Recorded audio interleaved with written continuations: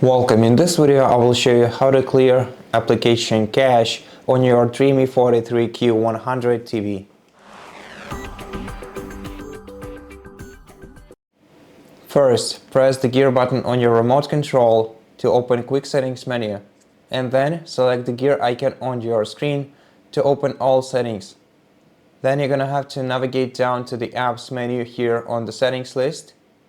And if you want to clear the cache of one particular application, then select it here on the list if you see it here. If you don't, select See All Apps and find your application on this list. And now, once you find your application, click OK on it, and then scroll down to Clear Cache option, select it, and click OK.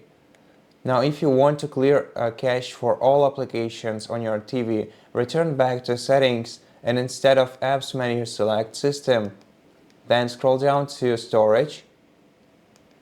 Here in the Storage menu, select Free Up Storage and then select Clear Cache. This will clear cache data of your all installed applications on your TV. Then click OK to confirm, and that's it.